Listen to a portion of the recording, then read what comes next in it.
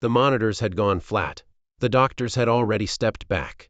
In the most expensive private suite at Grace Memorial Hospital, Diane Ashford, one of the wealthiest women on the eastern seaboard, was on her knees beside her 8-year-old son's bed, gripping his motionless hand while the country's top specialists quietly admitted there was nothing left to try. The air smelled like antiseptic and failure. Then, from a folding chair past the glass, a black man in his 40s in a faded work jacket and steel-toed boots stood up and started walking toward the door. He wasn't a doctor. He wasn't on staff. He was a single father waiting for his shift to end. In the next few minutes, he was about to do something none of the specialists in that hospital had managed. If stories like this one stay with you, hit subscribe.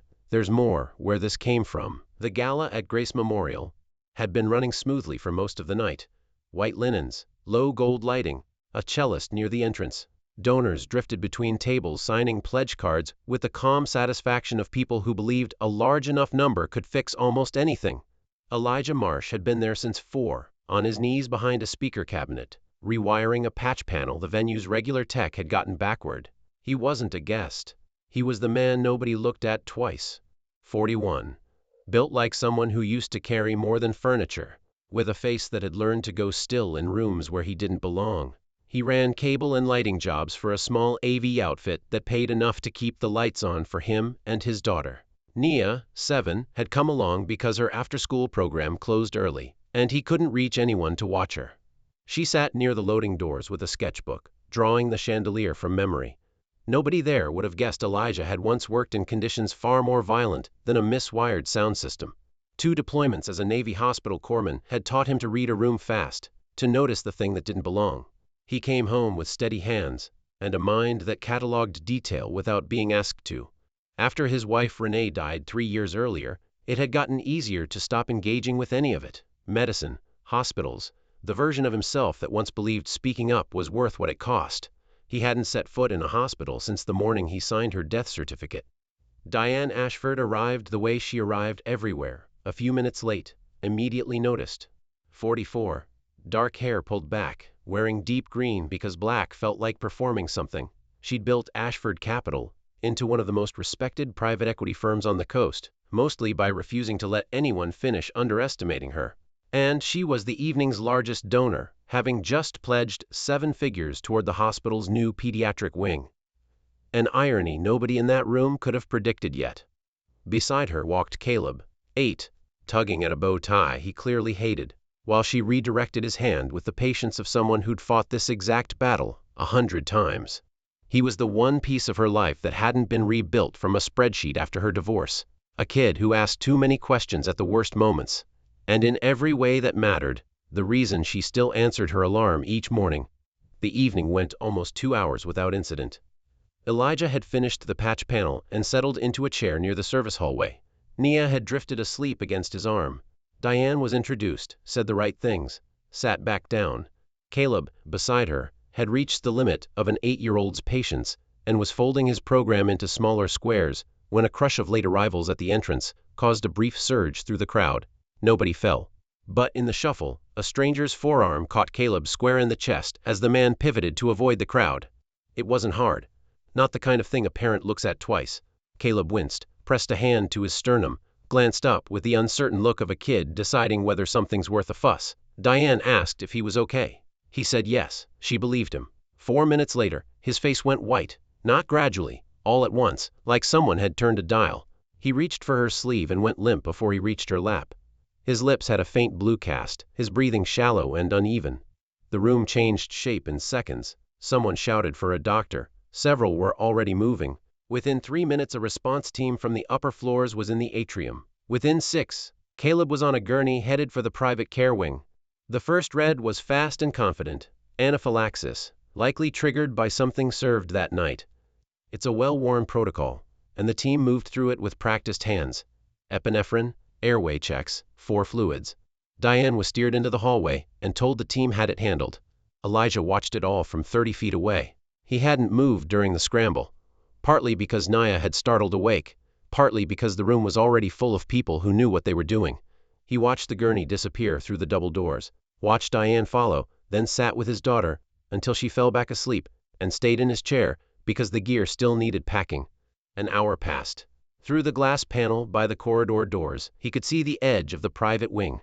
A nurse, passing, the steady amber light over the door, that meant a room in active use. He wasn't watching on purpose. He just noticed things. Always had. It was the second cart, a crash cart, not a treatment trolley, that changed the shape of his attention. He stood without deciding to and crossed to the glass. He could see the monitors above Caleb's bed, the team still escalating the same protocol. More epinephrine, more aggressive fluids. He looked at the boy's skin. No hives, no swelling at the face or throat. Lips still faintly blue, but none of the markers that almost always show up with true anaphylaxis in a child that age. Then he looked at the cardiac monitor. And even from that distance and angle, the waveform told him something the team hadn't stopped to look for. The T-wave pattern was wrong. Not the wrong of a body in allergic shock. The wrong of a heart misfiring on a timing error. He'd seen that exact rhythm once before, not in a hospital, in a field outside a checkpoint in Helmand Province, bent over a young Marine who'd taken a low-speed hit to the chest and whose heart had simply quit at the wrong split second of its own cycle. Commotio cordis. Not caused by force, but by timing. A blunt hit landing in the narrow window between heartbeats. In a kid with an undiagnosed weakness in the heart wall, the result could look identical to this. The team inside was treating the wrong condition. Every dose of epinephrine was stimulating a heart that needed the opposite. Elijah stood at the glass a long moment, hands still, mind moving fast underneath. The last time he'd been sure of something like this, he'd said nothing, told himself the doctors knew more, told himself it wasn't his place. He signed the certificate 7 days later. Nia stirred behind him, sketchbook open across her knees.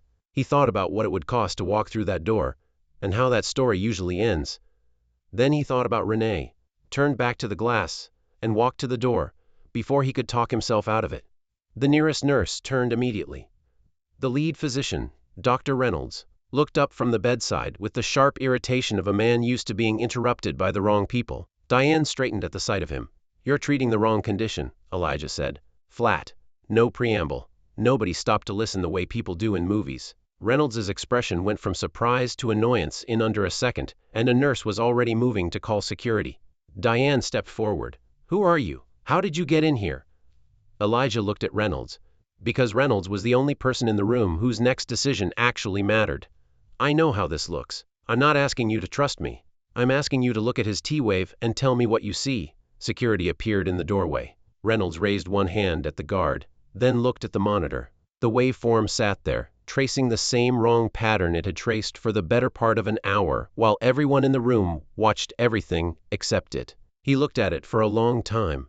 Elijah counted 7 seconds. "Hold the next dose," Reynolds said to the nurse at the 4 line. His voice was level in the way that takes effort. The nurse hesitated. The next epinephrine push was already drawn, but his hand came up again, and she set the syringe down. Diane moved forward. "What's happening? Why did you stop?" Reynolds didn't answer her yet. He was looking at Elijah. "You said the wrong condition. What condition are you treating?" Elijah told him. Short version. The T-wave anomaly. No hives. The chest impact 40 minutes before collapse. The narrow electrical window that makes commotio cordis possible. The likelihood of a structural defect that had never announced itself before tonight. He used the terminology correctly, because he'd spent years earning the right to, even though nothing about him in that room suggested it. Reynolds listened without interrupting, which was itself a kind of answer. When Elijah finished, Reynolds turned to the team. "I want an echo now, and get cardiology on the phone." Diane stepped directly into his path. "Someone is going to tell me who this man is, and why he just changed my son's treatment." Reynolds held her eyes. "Miss Ashford, I need you to let us work." She looked at Elijah, really looked, the worn jacket, the total absence of any badge or credential that explained his presence, and something in her face moved between fury and something she didn't have a name for yet. Then she stepped aside. Not because she trusted what was happening, but because the alternative was arguing in a room while her son's heart beat wrong. The echo tech arrived in 4 minutes, the cardiology fellow 90 seconds after that. Elijah stayed against the wall, watching the monitor with the stillness of a man who's learned that sometimes the most useful thing you can do is not leave. The echo took 11 minutes. The fellow leaned in, straightened, leaned in again, and pointed to a small structural irregularity along the heart wall, congenital, symptomless under ordinary conditions, the kind of thing that would never show up on a routine checkup. Under these exact circumstances, a low-impact hit landing at precisely the wrong moment in his cardiac cycle, it had been enough. Reynolds shifted the protocol, a beta blocker to calm the electrical activity, careful cardioversion to coax the rhythm back, the epinephrine abandoned entirely. 8 minutes later, Caleb's heart rate began to even out, number by number, small enough that you had to watch closely to believe it was real. It was real. The blue at his lips faded by degrees. By the time the attending cardiologist arrived, the crisis had been pulled back from the edge. Diane stood against the far wall, arms crossed, eyes fixed on her son. When his fingers moved, the first voluntary motion since he'd lost consciousness, she pressed her knuckles briefly to her mouth and put her hand back down. She didn't look at Elijah, but her eyes moved toward him once before returning to her son. The story reached the public before morning found its footing. Someone on staff had filed an internal incident report before Caleb was even moved to a monitored room. An uncredentialed man had entered active treatment and altered the care of a high-profile patient. Legal was involved by midnight. By 6 a.m., a news van had its antenna up outside. The version that traveled fastest was the simplest one. Stranger inserts himself into billionaire's son's medical emergency, casting Elijah as either a reckless bystander who got lucky or something worse. He found out from a neighbor's text at 7:45 at the kitchen table with coffee, Nia eating cereal across from him. He read it without much expression, told her yes, probably bring the raincoat, and finished his coffee. The review board reached him that afternoon through his employer, Frank, who called personally, careful, trying to work out which side of this he was supposed to be standing on. The letter was polite and accused him of nothing directly, but its language, unauthorized access to patient care areas, wasn't designed to make anyone feel welcome. Inside the hospital, the account split along predictable lines. Two physicians who'd been in the room, neither of whom had caught the T-wave anomaly, suggested Elijah's intervention had created confusion and that the improvement was really the team's own doing. Reynolds gave a different statement, factual, confirming exactly what happened and in what order. Review boards moved slowly, and the public version was already being shaped by people who hadn't been in the room. Diane wasn't issuing statements. She'd spent the night in the chair by Caleb's bed, and when her communications director showed up with a drafted paragraph, she looked at it once and handed it back without a word. By mid-morning, Caleb was awake, groggy, asking for water. She kept it simple. His heart needed help. The doctors helped it, and he accepted it with the plain trust of a kid who believes the adults around him have it handled. Afterward, she stood in the hallway a long time, not crying, hands shaking very slightly. She noticed and made them stop. She thought about the man in the work jacket, not the performed confidence of someone who wanted to be believed, but the flat certainty of someone who said what he said because it was true, and had apparently decided silence wasn't available to him anymore. Quietly, she had someone pull what was publicly findable on him: Navy corpsman, 2 deployments, honorable discharge, a stretch with a civilian ambulance service, a gap, then the AV work, 1 flag from 3 years back, an internal review connected to his wife's death, outcome cleared, case closed. She read it twice and went back to sit with her son.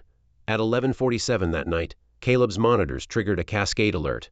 His oxygen dropped 14 points in under a minute, and his heart rhythm fractured back into the same dangerous pattern, except this time the structural defect, identified but not yet surgically corrected, was no longer staying quiet.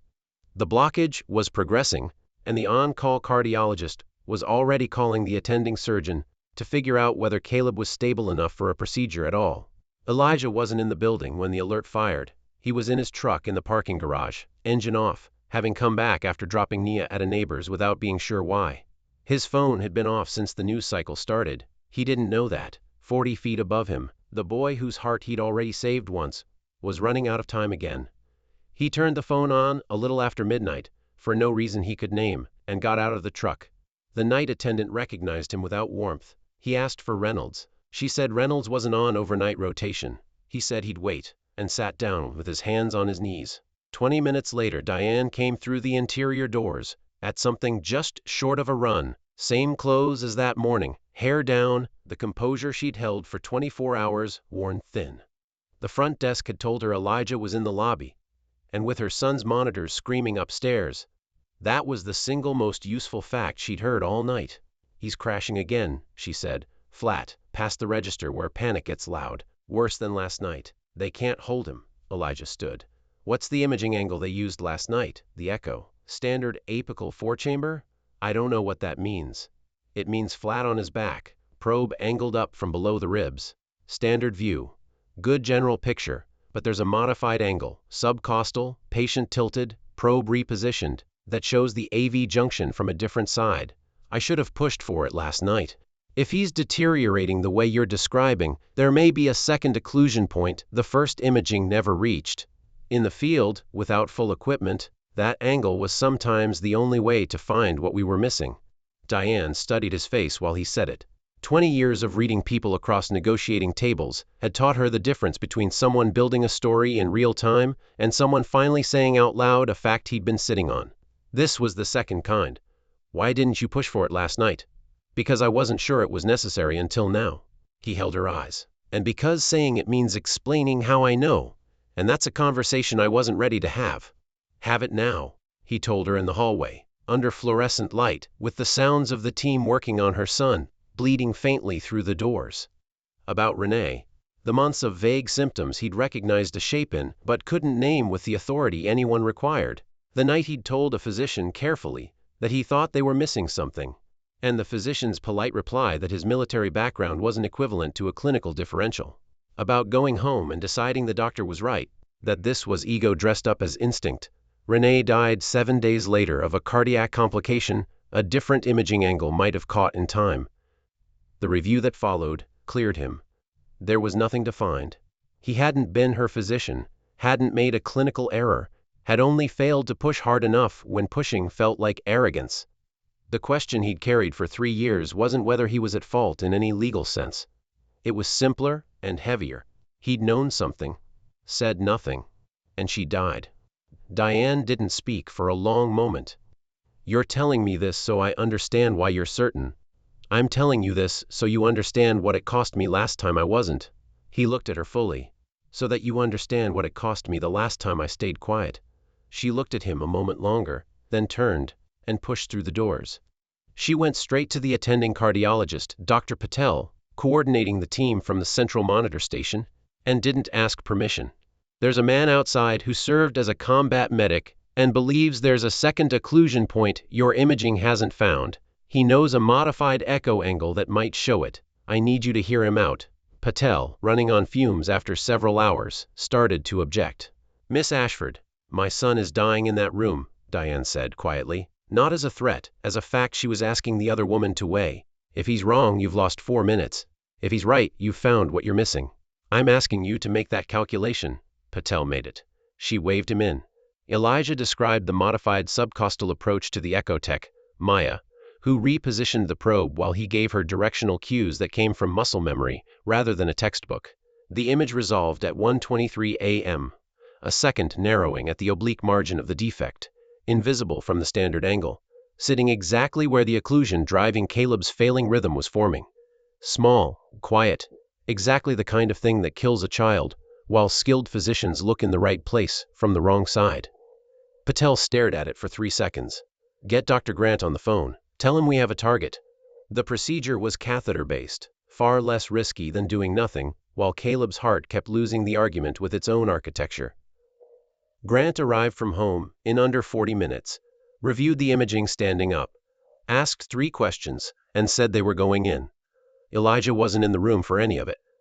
Diane sat down beside him at 2:15, and for a while neither said anything, the fluorescent light humming just below the edge of annoying. The review, she said eventually. After your wife. You were cleared, yes, but I left medicine anyway. Why? Being cleared isn't the same as being okay. Took me a long time to stop mixing those two up. She looked at her hands. I had someone pull your background yesterday. I wanted to understand who you were. She said it without apology. Because she didn't apologize for due diligence. But her voice carried an acknowledgement that he'd earned the honesty. There's a gap in your record after you came home. Before the contracting work, that's Nia, he said. That's just being her dad. She thought about Caleb tugging his bow tie at the gala. The 1,000 unremarkable moments that made up having him in her life.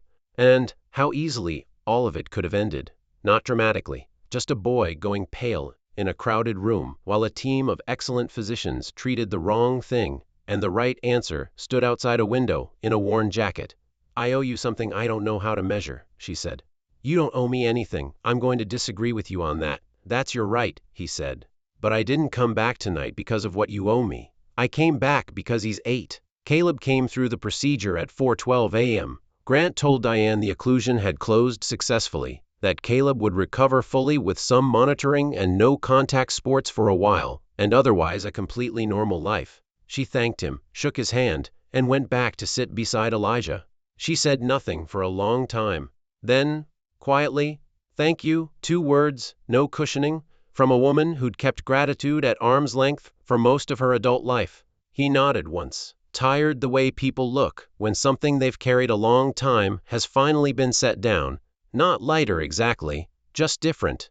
In the weeks that followed, Diane didn't offer him money. She'd understood by then it wasn't what he needed. Instead, she used Ashford Capital's leverage to push Grace Memorial and 2 affiliated hospitals to adopt mandatory pediatric cardiac screening for the exact category of defect that had gone undetected in Caleb, and worked with Reynolds and Patel to formalize the modified imaging technique into standard training. No press release. She just made it happen quietly. Elijah heard about it through a short letter from the hospital's chief medical officer, acknowledging his contribution and confirming no further action from the review board. Reynolds' final statement had left no ambiguity about what happened. The 2 physicians who'd given the contradicting account declined further comment. When Caleb was well enough for visitors, he asked his mother to bring in the man who helped him. Diane brought Elijah on a Saturday, Nia in tow with a drawing she'd made of the hospital. Caleb had made something too. 2 figures, one in a white coat, one in regular clothes. The second one, colored slightly larger, and handed it over without explanation. The plain generosity of a kid who assumes the meaning is obvious. Elijah took it home and put it on the refrigerator. That night, after Nia was asleep, he sat at the kitchen table and thought about Renee, not with the old weight, the guilt that gets carried so long it starts to feel like part of the body, but the way you think about someone you loved, imperfectly, with the ordinary ache of absence instead of the sharp edge of a wound. The difference between the night she died and the night Caleb almost did wasn't the outcome. It was the choice. The second time he'd spoken, it hadn't required a credential or a title or anyone's permission, only that he stopped calling his own silence humility, when what it had always actually been was fear. He turned off the kitchen light and went to bed. Outside, the city went on doing what cities do. Indifferent, continuous, full of people moving through their own invisible emergencies. And somewhere across town, an 8-year-old boy with a repaired heart slept through the night for the first time in 2 weeks. A person's worth was never in their credentials. It was in what they did when staying quiet would have been easier, and when the cost of speaking up was something only they would have to pay. If this one stayed with you, subscribe and stick around. There's more where this came from.